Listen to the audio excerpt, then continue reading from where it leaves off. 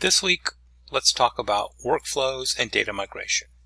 Some projects will require changes to the different workflows and may involve data migration.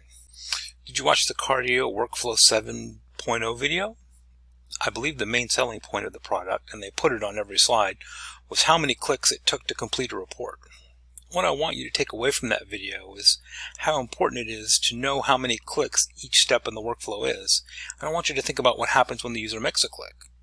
There are two separate workflows interacting there. There is the workflow the humans do, and there is the data workflow. How what the humans do in their workflow triggers what the computer systems do. Remember in HL7 those trigger event codes like A04, A08, A01? Those are codes for the computer system that it uses to match its actions to what the humans are doing. That's why they're called trigger event codes. The humans are triggering a computer action. You don't need to worry about the diagrams on this slide. They're just an idea of how much effort and energy goes into documenting workflow. Did you watch the workflow simulator video? Siemens Healthcare will sell you software that allows you to create your hospital or department in a virtual world, almost like a Sims type game for healthcare. Then you can model your own department or hospital and make changes or additions to your virtual world and see how it affects your business, including a revenue forecast. It even counts the number of steps a person has to take to perform a task. Just like clicks, steps count.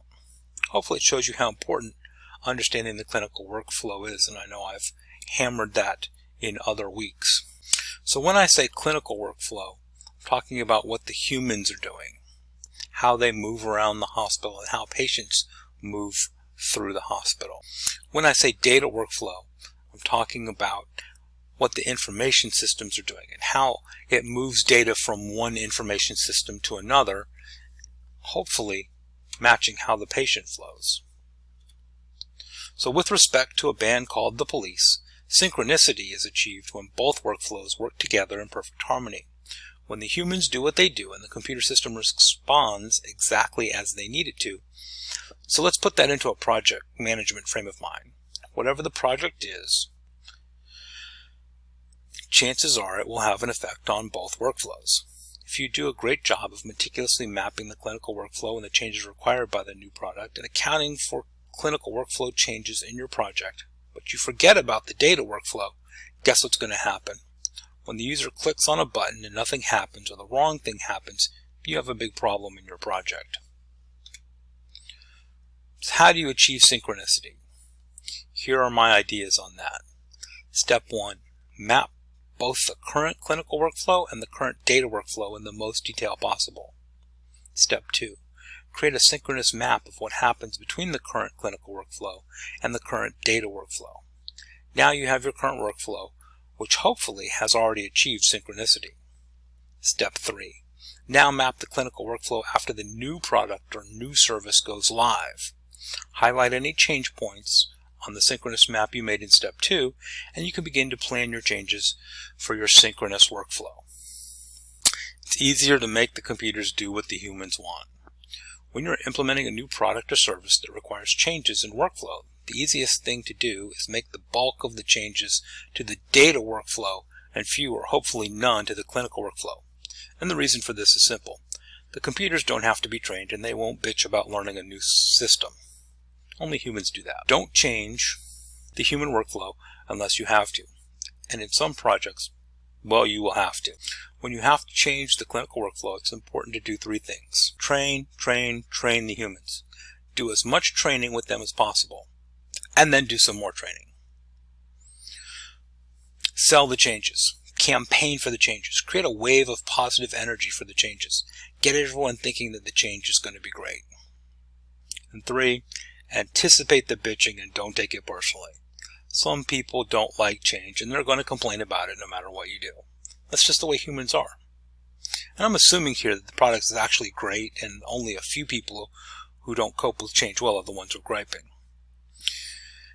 It's not you they're complaining about, it's just the change and they aren't coping with it well. And here's a tip if their bitching is really getting you down. Get out a sheet of paper and write down the names of the complainers and their complaints. Fold it up, put it in an envelope with the name of the computer system on the outside of the envelope, and store it in your desk for about 5 years.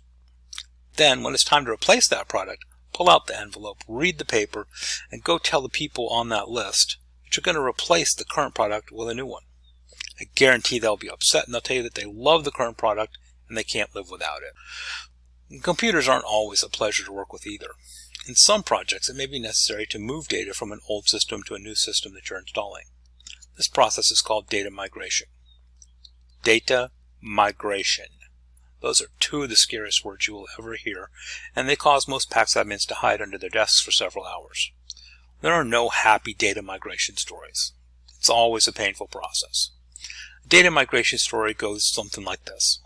You bought a great new PACS system to replace your slower, aging PACS system. You have to get all the images out of the old archive and into the new archive. Let's say that's 5 million images. The PACS vendor can run software that will move the images from the old archive to the new archive. It can do about 100,000 images each night. And this slows down the archive tremendously, so you only want to run the process overnight, say 11 p.m. to 6 a.m. So you can move 100,000 images each night, and you have 5 million to move. That means the process has to run 50 times. Even if everything works perfectly in the transfer, that has to happen 50 times without any issues. Without the power going out. Without the network going down, without any issues. If the transfer stops at some point, for whatever reason, people have to figure out why it stopped, where it stopped in the transfer process, which records are in the new system, and how to restart the process without missing or skipping over any records. There's going to be some pain involved, and hopefully you don't lose any patient images in the process. And that's what I want you to know about workflow and data migration. Thank you for watching.